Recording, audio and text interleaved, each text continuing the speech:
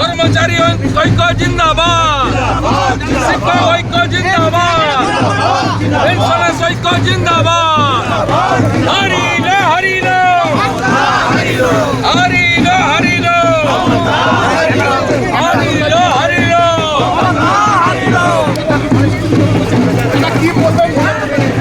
কর্মচারী, শিক্ষক, pensioners, police কর্মী সবার সঙ্গে ছিলাম।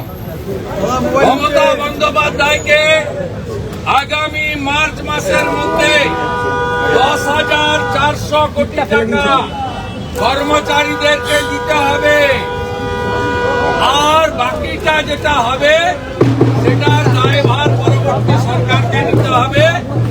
এবং ভারতীয় জনতা পার্টি কথা দিতে পারে, বিজেপি সরকার এলে, বিজেপি সরকার আপনারা আনলে আমরা সুপ্রিম কোর্টের জাজমেন্টকে মর্যাদা দিয়ে আপনাদের সুপ্রিম কোর্টের যে রায় তাকে মমতা বন্দ্যোপাধ্যায় স্যাটের অর্ডার মানেননি, বেঞ্চের অর্ডার মানেননি, ডিভিশন বেঞ্চের অর্ডার মানেননি, এমনকি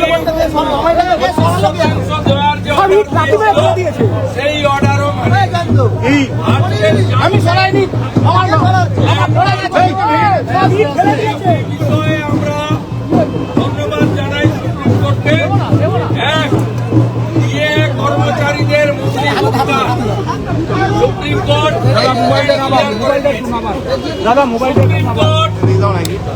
তৎক্ষণাৎ 31 মার্চের মধ্যে 25% অর্থাৎ 10,400 দিয়ে দিতে বলেছে।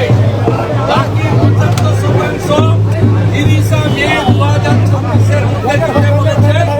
নির্ধারণের ক্ষেত্রে অবসরপ্রাপ্ত বিচারপতি এবং ক্যাগের প্রতিনিধিদের নিয়ে কমিটি করে দিয়েছেন, যাতে রাজ্য সরকারের কোনো প্রতিনিধি নেই। রাজ্য সরকারের খবরদারি, মতলবদারি, সমস্ত চক্রান্তকে সুপ্রিম কোর্ট আজকে ধুয়ে মুছে সাফ করে দিয়েছে। হেরেছে হেরেছে হেরেছে হেরেছে হেরেছে হেরেছে। কর্মচারীরা জিতেছে, কর্মচারীরা জিতেছে, কর্মচারীরা জিতেছে।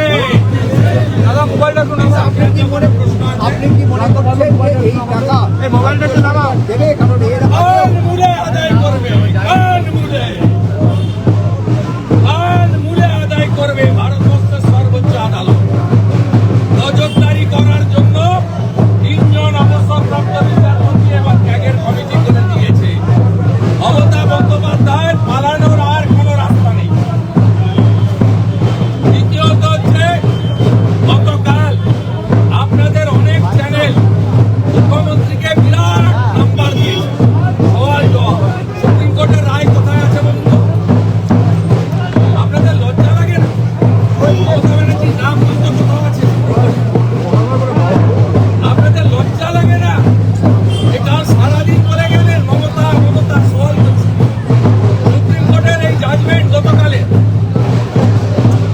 এসআইআর নিয়ে মমতা ব্যানার্জি বলেছেন একটা শব্দ সুপ্রিম কোর্ট রাখেনি। তাই আপনাদের মাধ্যমেই আমি বাংলার জনগণকে বলছি যে মমতা বন্দ্যোপাধ্যায় এসআইআর কাটার বিষয় ফেল করেছে। দ্বিতীয়ত, অনেক পরে বাজেট তার আগে রাজ্যপালের ভাষণ। আমি রাজ্যপাল শ্রী আনন্দ বসুকে ধন্যবাদ জানাবো যে তিনি রাজ্য সরকারের যে খসড়া বক্তব্য বাতিল করেছেন। সেই বাতিলে কেন্দ্র এবং বিজেপি বিরোধী কথা ছিল। তিনি পড়তে অস্বীকার করেছিলেন, বয়কটের কথা বলেছিলেন।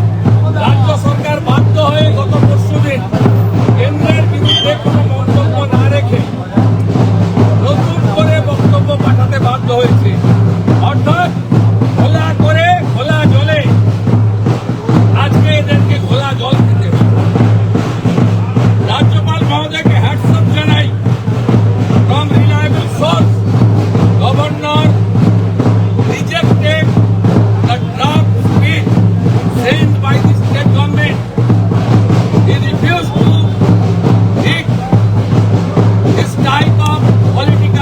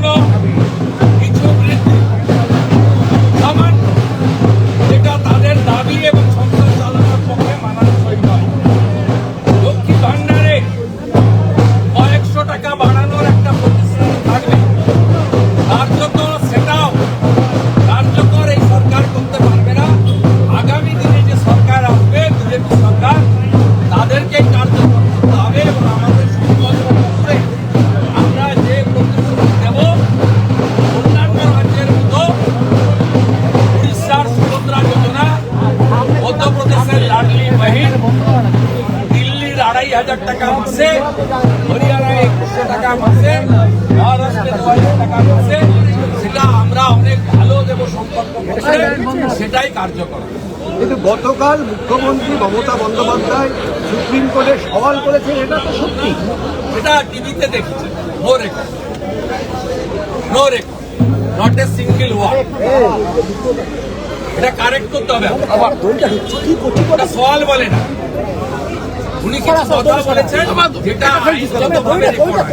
সুপ্রিম কোর্টের একদম ক্লিয়ার ইনস্ট্রাকশন সব কোর্টেরই আছে, নয় পিটিশনার বলবে নয় লয়ার, দুজন মিলে কথা বলা হয় না।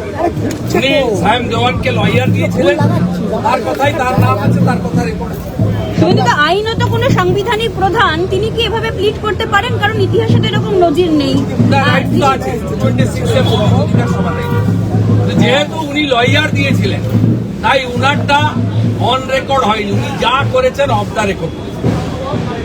সেই কারণে আপনাদের বলছি, এটাকে সওয়াল জবাব বলে না, এটাকে কোনোভাবেই সওয়াল বলে না।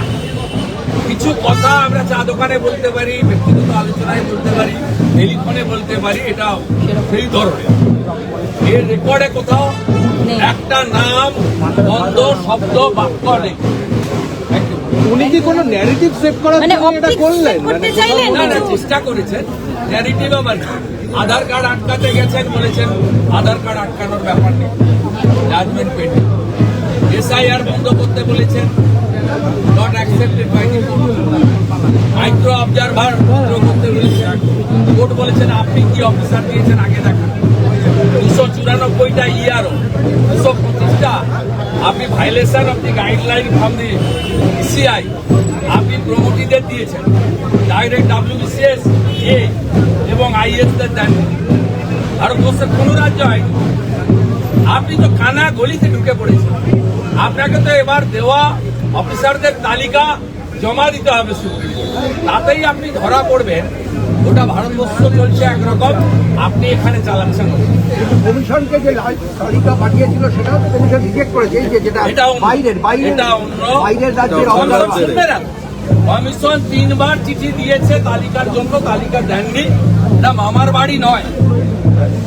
সংবিধানের 324 থেকে 26, 324 থেকে 329 ভারতের নির্বাচন কমিশনকে বাবা সাহেব আম্বেদকর 200% সুপ্রিম পাওয়ার দিয়ে। বিগত 1100 দিনের বেশি দিন ধরে আমরা এখানে অবস্থানে রয়েছি এবং আমাদের এই লড়াইটাও শুরু হয়েছিল হাইকোর্টের ডিভিশন বেঞ্চে, যখন ডিএ মামলার রায় আসে, তারপরই আমাদের পথ চলা শুরু হয়েছিল। এই পথ চলার মধ্যে দিয়ে এই মঞ্চের সূচনা হয় এবং দীর্ঘদিন থেকে আমরা অনশন থেকে শুরু করে 2019 থেকে 2022 পর্যন্ত ফ্রিজ হয়ে থাকা ডিএ এর চাকা কিছুটা ঘুরতে শুরু করেছিল, কিন্তু সেটা পুরোটা আদায় হয়নি। এখানে প্রসঙ্গত বলে রাখি, যে রায় এসেছে সেই রায় 1/4/2008 থেকে 31/12/2019 পর্যন্ত যে পে কমিশন, পঞ্চম বেতন কমিশন রাজ্যের, সেই পঞ্চম বেতন কমিশনের যে বকেয়া মহার্ঘ ভাতা, সেই বকেয়া মহার্ঘ ভাতা নিয়ে, এর সাথে বর্তমান বকেয়া মানে পে কমিশনের যে বকেয়া মহার্ঘ ভাতা 40% যার পরিমাণ, তার সাথে কোনো সম্পর্ক নেই, তার জন্য লড়াই জারি আছে। আজকে যে রায় এসেছে, আমরা প্রথমেই সমস্ত মামলাকারী সংগঠন যারা কর্মচারীদের পক্ষে লড়াই করেছেন, confederation of state government employees, তারপরে হচ্ছে যে কর্মচারী পরিষদ, ইউনিটি ফোরাম, তাদের সকলকে ধন্যবাদ জানাচ্ছি। আমরা এই মামলাতে ঢুকেছিলাম তাদের হাতকে শক্ত করার জন্য, এবং আপনারা জানেন যে এই মামলাতে আমরা ভারতবর্ষের বিখ্যাত আইনজীবী গোপাল সুব্রমণিয়াম স্যারকে নিয়েছিলাম। তার সওয়াল জবাব আপনারা শুনেছেন, এবং এটা প্রমাণ হলো যে কর্মচারীদের অত আর্থিক সক্ষমতা না থাকলেও আমাদের মামলাতে সুপ্রিম কোর্টে রাজ্য সরকার, সুপ্রিম কোর্টের সমস্ত সিনিয়র আইনজীবীদেরকে নামিয়েছিলেন আমাদের বিপক্ষে। কিন্তু কর্মচারীদের যে লড়াই, যে অধিকার, সেই অধিকারকে তারা খণ্ডন করতে পারেননি এবং জয় মানে আটকাতে পারেননি। নিম্নতর আদালতে যেভাবে আমাদের জয়ের ধারাবাহিকতা বজায় থেকেছে, এখানেও তাই হয়েছে। এবং আমরা এরই সাথে ধন্যবাদ জ্ঞাপন করছি রাজ্যের বিরোধী দলনেতাকে, যেভাবে উনি নিজের ব্যক্তিগত উদ্যোগে পরমজিৎ সিং পাটোয়ারিয়াকে দিনের পর দিন দান করিয়েছেন এবং তার ফিস মিটিয়েছেন। আমরা ধন্যবাদ জানাচ্ছি মাননীয় বিকাশ রঞ্জন ভট্টাচার্যকে, বিনা পয়সায় কর্মচারীদের হয়ে লড়াই করে গেছেন দীর্ঘদিন। আজকে আমাদের বলার কথা এটাই যে 25% দেওয়ার অর্ডার কিন্তু আগেও হয়েছিল, রাজ্য সরকার সেটাকে মানেনি। আমরা কন্টেম্প্ট করেছিলাম এবং কন্টেম্প্টের শুনানি না করে রাজ্য সরকার বলেছিল, মানে সুপ্রিম কোর্ট বলেছিলেন যে আমরা মূল মামলার শুনানি করে নিচ্ছি। আজকে মূল মামলা রায় বেরোলো, প্রায় 4 মাস হতে চললো, মানে সমস্ত কিছু শেষ হয়ে যাবার পরে।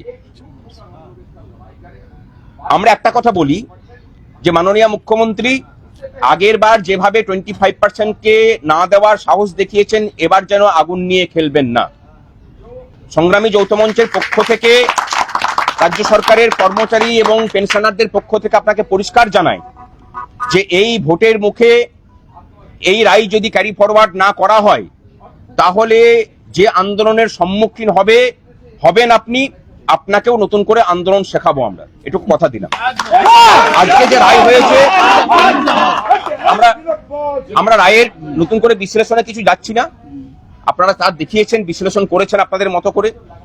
এখানে কিন্তু কোথাও সুপ্রিম কোর্ট বলেনি যে ডিএটা আইন স্বীকৃত অধিকারের মধ্যে নয়।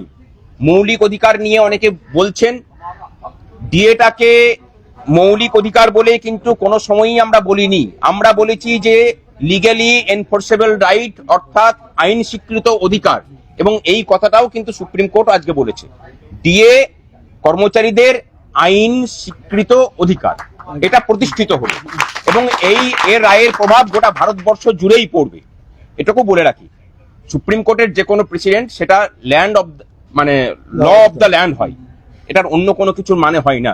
সুতরাং আর বাকি 75%-এর জন্য একটা 3 সদস্যের কমিটি কনস্টিটিউট করা হয়েছে, 4 সদস্যের কমিটি, তারা রাজ্যের মানে আর্থিক পরিস্থিতির কথা বিবেচনা করে আগামী 15ই মে এর মধ্যে একটা রিপোর্ট দেবেন সুপ্রিম কোর্টে, এবং আগামী 15ই মে আমাদের সুপ্রিম কোর্টে আবার এটা শুনানি হবে। এটা কিন্তু কবে দিতে হবে সেইটুকু নিয়ে শুনানি, দিতে যে হবে সেটুকু নিশ্চিত থাকতে পারেন, কিন্তু কত কিস্তিতে দিতে হবে সেটা পরবর্তী ক্ষেত্রে ঠিক হবে। এই রায় কি বা এই লড়াই কি শুধুমাত্র কর্মচারীদের ডিএ পাওয়ার লড়াই ছিল? আমরা বলছি যে না, এটা রাজ্যবাসীর জন্য বার্তা আমাদের। এই লড়াইটা এই রাজ্যের সমস্ত খেটে খাওয়া মানুষের সঠিক শ্রমের বিনিময়ে সঠিক পারিশ্রমিক তারা পাবেন কিনা তার লড়াই ছিল। এই রাজ্যের কর্মচারীরা সব থেকে কম ডিএ পেতেন বলে, স্থায়ী কর্মচারীরা এবং পেনশনাররা, এই রাজ্যের স্থায়ী কর্মচারীদের বেতন দেশের মধ্যে সব থেকে নিম্ন ছিল। তারই সাথে পাল্লা দিয়ে এই রাজ্যের প্রত্যেকটা স্তরের খেটে খাওয়া মানুষ, তিনি কলকারখানায় কাজ করান হোক, ইটভাটাতে কাজ করা শ্রমিক হোক, ধান পোতার শ্রমিক হোক, রাজমিস্ত্রি হন অথবা রাজমিস্ত্রির যোগানদার, প্রত্যেকের ক্ষেত্রেই দেখা যাবে আসাম বলুন, বিহার বলুন, ঝাড়খণ্ড বলুন বা উড়িষ্যা বলুন, প্রত্যেকটা জায়গার থেকে তাদের বেতনটা হচ্ছে এখানে অর্ধেক।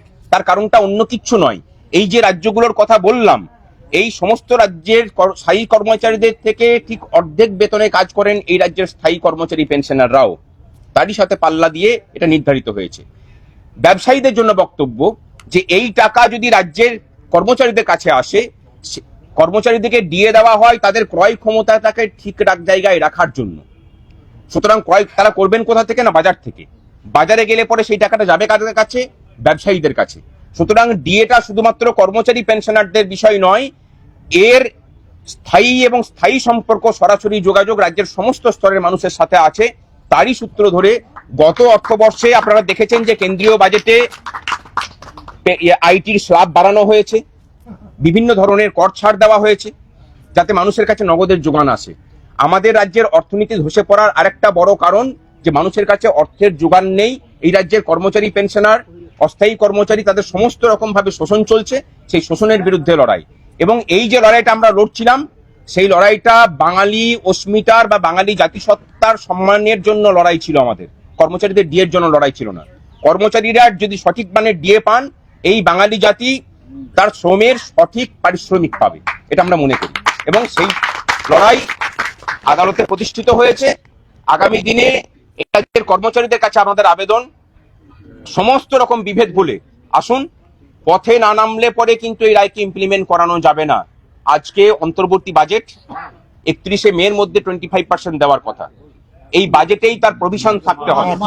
31শে মার্চের মধ্যে, 31শে মার্চের মধ্যে। তার প্রভিশন থাকার কথা। সেই প্রভিশন যদি না থাকে, যত দ্রুত সম্ভব সর্বশক্তি নিয়ে আপনাদেরকে সবাইকে পথে নামতে হবে। দূর থেকে বসে অন্য কেউ আদায় করে দেবে সেই জামানা নেই। পশ্চিমবঙ্গের সমস্ত স্তরের মানুষকে বলছি যে যার যা দাবি দাওয়া আছে, এটা হচ্ছে গোল্ডেন পিরিয়ড এই রাজ্যে আন্দোলন করার। পথে নামুন। শুধু এসআইআরটা কোনো ইস্যু নয়, এসআইআরটাকে ইস্যু বানানো হয়েছে, এটা একটা পদ্ধতি, নির্বাচন কমিশনের একটা পদ্ধতি। বাকি ইস্যুগুলো থেকে দৃষ্টি ঘোরানোর জন্য এই জায়গাটাকে এত ফোকাস করা হচ্ছে। রাজ্যের যে বেকারত্বের সমস্যা, শিক্ষা, স্বাস্থ্যের পরিকাঠামো ভেঙে পড়া, রাজ্যের সার্বিক পরিকাঠামো ভেঙে পড়া, এই সমস্ত কিছুগুলো থেকে দৃষ্টি ঘুরিয়ে দেওয়ার জন্য এই কাজ করা হয়েছে। আসুন সকলে মিলে লড়াই করি। এই রাজ্যটাকে সঠিক পথে ফেরাতে হবে, রাজ্যটাকে বাঁচাতে হবে, এবং সেই রাজ্য বাঁচানোর একটা লড়াইয়ের প্রথম জয় হলো সুপ্রিম কোর্টে আজকে। এই যে আজকে সুপ্রিম কোর্টের রায়, তাতে কত লক্ষ কর্মচারী এবং পেনশনার লাভবান হচ্ছে?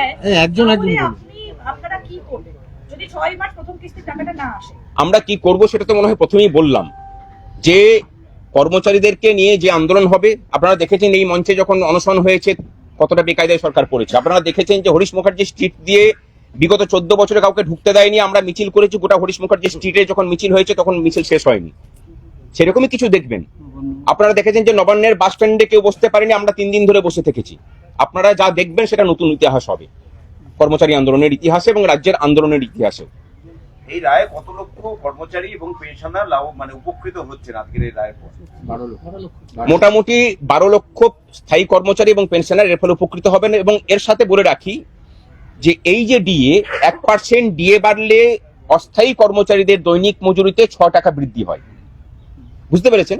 তাহলে এই যে 25%, আমার মনে হয় যে অস্থায়ী কর্মচারীদের জন্য আমাদের লড়াই জারি থাকবে। যে তাহলে ওই যে পিরিয়ড আর কি, সংশ্লিষ্ট যে সময়কাল, সেই সময়কালের মধ্যে অস্থায়ী কর্মচারীরা যে কম বেতন পেয়েছেন তাদেরও হওয়া উচিত। আর সর্বশেষে এটা দিয়ে শেষ করছি, মাননীয় সাংবাদিক বন্ধুদেরকে যেভাবে আপনারা পাশে থেকেছেন আমরা আমাদের কৃতজ্ঞতা জানানোর ভাষা নেই আপনাদেরকে। আমরা কোনো দলীয় রাজনীতিতে বিলং করি না, নিজেদের অধিকারের লড়াইটা নিজেরা লড়ছি। তার পাশে আপনারা যেভাবে দাঁড়িয়েছেন এটা প্রমাণ করে যে পশ্চিমবঙ্গ তথা ভারতের প্রেস মিডিয়ার ভূমিকা নিয়ে বিভিন্ন যে প্রশ্ন ওঠে, সেই প্রশ্নগুলোকে খণ্ডন করার জন্য মনে হয় এই আন্দোলনে আপনাদের যে ভূমিকা সেটুকুই যথেষ্ট। দেখুন, আশার তারাই করেন যখন দয়ার দানের ব্যাপার থাকে। এটা কোনো দয়ার দান নয়। আশা আবার কি? আশা উনি সুপ্রিম কোর্টের রায়কে মানবেন কিনা সেটা মাননীয় মুখ্যমন্ত্রীকে ঠিক করতে হবে। গতকালকে উনি সুপ্রিম কোর্টে নিজে গিয়েছিলেন প্লিড করতে। যে প্রতিষ্ঠানে আপনি গেলেন সেই প্রতিষ্ঠানটার মান মর্যাদা আপনি রাখবেন কিনা সেটা আপনি ঠিক করবেন। যদি আপনি ঠিক না করেন বাকিটা তো আমরা বুঝে নেব, এটুকু বলে দিলাম। আপনাদের অনেকেই সংশয় প্রকাশ করছেন যে আগেরবার যেভাবে রাজ্য সরকার দেয়নি, এবারও যদি না দেয়, সেই ক্ষেত্রে রাজ্য সরকারের কাছে না দেওয়ার কোনো পথ খোলা থাকছে? আর যদি থাকে তাহলে আপনাদের কাছে কি পথ থাকবে? আমার মনে হয় এটা ফাইনাল ভার্ডিক্ট, তো এখানে আর না দেওয়ার কোনো জায়গা খোলা নেই, তাকে মানতেই হবে। আর আগেরবার এটা অন্তর্বর্তী সময় ছিল। সুপ্রিম কোর্ট যেহেতু বলল যে অন্তর্বর্তী রায় মানেনি, আমরা মামলা শুনানি করে দিচ্ছি। এবং আপনারা দেখেছেন যে ধারাবাহিকভাবে শুনানি হয়ে সেই মামলার শুনানি শেষ হয়েছে। এবারে তো আর কোনো ব্যাপার নেই, এবারে ফাইনাল ভার্ডিক্ট যেহেতু এসেছে, এই রায় না মেনে এই সরকারের আর যাওয়ার কোনো রাস্তা নেই। আর আমরা বলে দিচ্ছি যে আর কোনো রাস্তা আমরা ছেড়েও রাখবো না। যেদিক দিয়ে পারাবার পথ উনি খুঁজবেন সেই সমস্ত রাস্তা আমরা বন্ধ করে রাখবো। এই বাজেটের সঙ্গে আজকে যে বাজেট পেশ হবে তার সঙ্গে এই বকেয়া এরিয়ারের কোনো সম্পর্ক নেই। এই টাকা রাজ্য সরকার পেয়ে গেছে আজ থেকে 12 বছর আগে। 11-12 বছর আগে রাজ্য সরকার এই টাকা কেন্দ্রীয় অর্থ কমিশন বাবদ রাজ্য সরকারি কর্মচারীদের দিয়ে সমস্ত টাকা, পেনশনারদের সমস্ত টাকা এবং বোর্ড কর্পোরেশন, পঞ্চায়েত, শিক্ষকদের 60% টাকা পেয়ে গেছে রাজ্য সরকার। এবং এই যে মাননীয় এজির একজন কেন্দ্রীয় সরকারের একজন প্রতিনিধিকে রেখেছে, এর কারণটা হচ্ছে এইটাই যে রাজ্য সরকারকে হিসেব দিতে হবে 11 বছর আগের টাকা কি করেছে রাজ্য সরকার। রাজ্য সরকারের ফান্ডে যে টাকা জমেছিল সেই টাকা রাজ্য সরকার কি করেছে এটা এজির কাছে হিসেব দিতে হবে। এবং এই জন্যই আজকে এই কমিটি সুপ্রিম কোর্ট তৈরি করেছে। এবং এই যে 25% বকেয়া, এর আগে সুপ্রিম কোর্ট, মাননীয় সুপ্রিম কোর্ট তারা নির্দিষ্ট কোনো সময় বলে দেননি, কিন্তু আজকে তারা নির্দিষ্টভাবে সময় বলে দিয়েছেন। এবং তার মধ্যে যদি না হয়, রাজ্যের মুখ্যমন্ত্রী কালকে গিয়ে উনি সুপ্রিম কোর্টে সওয়াল করেছেন, আগামী দিনে সুপ্রিম কোর্টের নির্দেশে ওনাকে, ওনার চিফ সেক্রেটারিকে জেলে যেতে হবে, ওনাকে সুপ্রিম কোর্টে জেলে যেতে হবে। আর যারা বলেছিল যে এই টাকা নাকি সরকারের, টাকা নেই, সরকারকে ব্যতিব্যস্ত করা চলবে না, তাদেরও জেলে যেতে হবে। আর যে সমস্ত সরকারি কর্মচারীরা সরকারের হয়ে দালালি করছে, তারা যদি বাপের বেটা হয়, ময়কা লাল হয়, তাহলে তারা একটা টাকাও নেবে না এখান থেকে। একদম একটা টাকাও, আমি বলছি, তাদের যদি লজ্জা থাকে, 1 টাকা এখান থেকে নেবে না। এই দালালি করে করে পশ্চিমবঙ্গের কর্মচারী সর্বনাশ তারা করেছে। 50 বছর ধরে এই সর্বনাশ হচ্ছে বন্ধু সরকারের তত্ত্ব করে। তার বিরুদ্ধে সংগ্রামী যৌথ মঞ্চ ছিল বলে আজকে আমরা এই যে মুখ্যমন্ত্রী ঘেউ ঘেউ মেউ মেউ করছিলেন, আমাদের বলেছিলেন চোর ডাকাত, ডাকাতের সর্দার, আজকে প্রমাণ হয়ে গেছে সুপ্রিম কোর্টের রায় যে উনি চোর, উনি ডাকাত, উনি আমাদের টাকা লুট করেছেন, টাকা উনি হাজার হাজার অনিয়মিত কর্মচারীর টাকা লুট করেছেন। সুতরাং এর বিরুদ্ধে উনি যদি ওই নির্দিষ্ট দিনে টাকা হিসেব না দেন, তাহলে আমরা পশ্চিমবঙ্গ অচল করে দেব। সেই ক্ষমতা সংগ্রামী যৌথ মঞ্চের আছে, ওনাকে দেখিয়ে দিয়েছি।